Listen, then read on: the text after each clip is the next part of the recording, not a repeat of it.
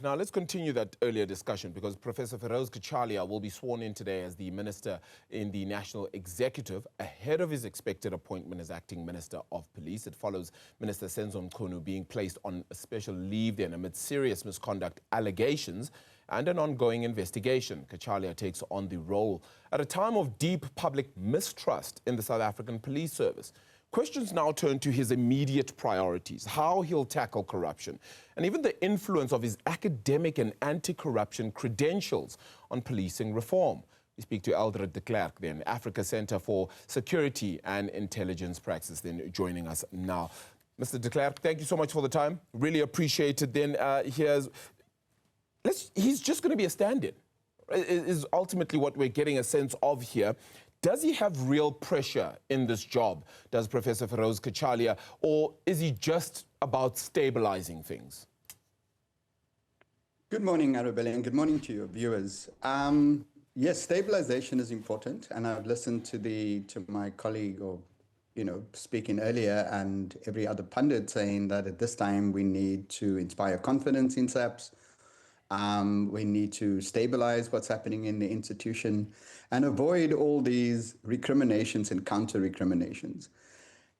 It's important that even if he's there for a relatively short period of time, that he takes the time to let the institution reflect and to listen to everybody and give it's almost like a safety valve. We need a release valve for the institution at this time, and maybe he can do that, even if it's behind closed doors, with occasional feedback to the public to ensure that we know what's happening and what he's hearing and what the next step is. So the transparency of the process that he embarks on is going to be critical in re-establishing public trust in the institution.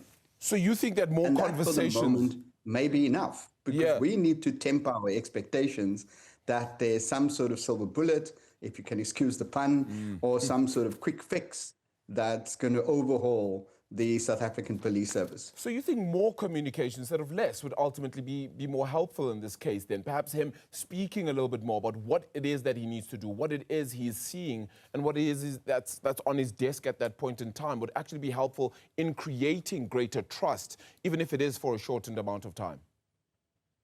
Absolutely, and he needs to do that with the men and women in uniform. They need to be standing alongside him, and they also need to be speaking for themselves. This era where the minister speaks on behalf of the executive authority or the counting officer of the department, we actually need to step a little way.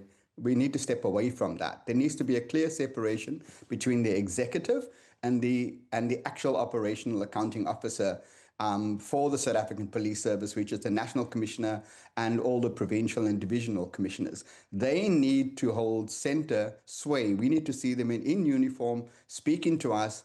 We need to recognize who they are, and we need to see the earnesty of the matter on their face and hear it in their voices. And this would be vital in taking the next steps. You speak about in the notes that you've also sent to me then, just with regards to this police service needing a fundamental overhaul. Is this the right man to do it, or is it still going to have to be the job of the next police minister, whether it be a return of the Senzo Mchunu or somebody else, if that happens to be the case? Or is this about a higher person in terms of President Cyril Ramaphosa instilling that from the top down?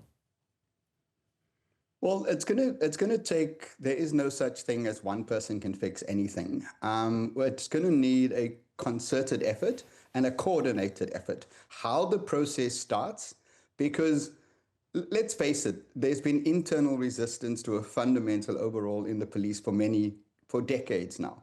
It started way back in the early 2000s, and it's been systematically eroded from within the service. There's been a resistance. This resistance has to be overcome. While we take 2 steps forward, we're probably going to take 1 step backwards. So how this process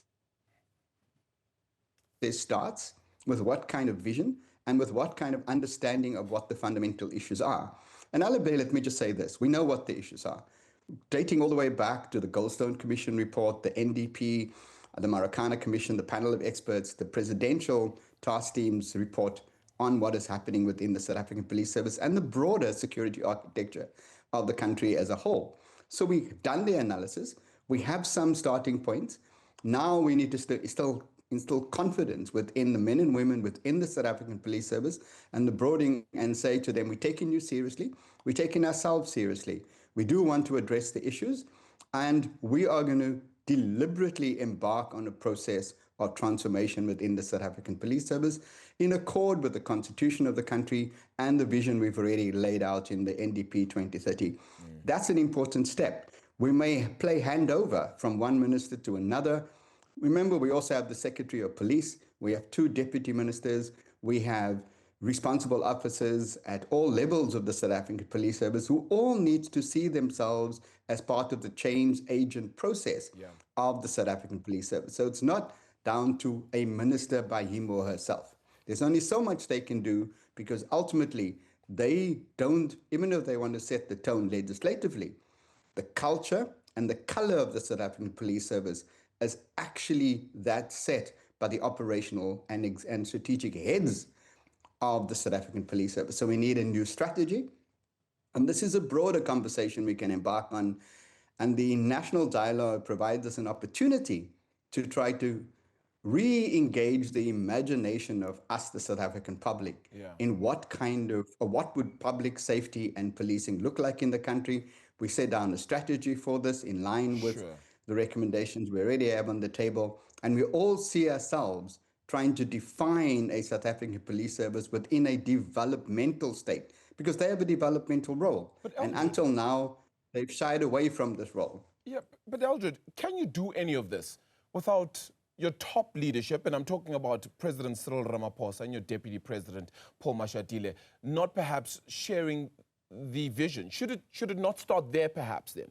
If there are questions asked of the very top, is this going to be able to filter through by way of improving leadership, improving governance, improving the strategic capabilities of government then? Can you do it to a ministry if you perhaps haven't done it at the very top? Absolutely. And the very top for me is not the president and the deputy president. The very top for me is Parliament. Parliament needs to see itself as responsible for the political and public governance of the South African Police Service. They are the ones who have to ensure that the president, the deputy president, and the cabinet answers the questions that you and I have, because they are public representatives. So Parliament needs to strengthen not its oversight role, but they need to be overseeing the process of transformation. We have now in the Judicial Commission of Inquiry and the Parliamentary Commission of Inquiry an opportunity to strengthen that governance aspect of the South African Police Service and redefine them as public servants who work under authority from you and I to ensure that they understand that they have a role to account for the decisions they make and the actions they take. Yeah. So for me, we need to re-energize Parliament and strengthen its role in holding the executive to account. And you also then say that the national dialogue may actually be the perfect place to be engaging in this transformation process. Tell me a little bit more about that. Well, we've got parallel processes happening. There's a Judicial Commission of Inquiry. There's the Parliamentary Committee, ad hoc committee that's happening, and we have the national dialogue process. So while that is unclear and we haven't quite set down what the parameters and scope and the subject matter of the national dialogue is, what we do know is that all of us are wrestling with what public safety looks like. And remember, I'm not here saying policing, I'm saying public safety. Why? Because it's broader than the work that the police do. Yeah, it's how our various public and private agencies and institutions work together to ensure that you and I, when we step out of our homes, our cars, and our workplaces, that we feel safe. So there's a role for local government. There's a role for even traffic authorities. There's a role for how we spend the public purse. So all of us are talking about this. We're talking to each other. We're arguing with each other. We're getting families upset over the dinner table as to our various perspectives. So why don't we just make that conversation a bit broader and include it as part of the national dialogue? It's an opportune time to have this conversation as a country, much like we've set the Constitution, we've set the Freedom Charter. We can now set down public safety as something to be considered by all of us. Eldred, let me go back to Professor Firoz Cachalia on this one then and just say his former role as the Gauteng Community Safety MEC as well as National Anti-Corruption Advisory Council chairperson. Does that stand him in good stead here? Absolutely. I have every confidence in him and his initial utterances to say that he's coming in to listen and engage.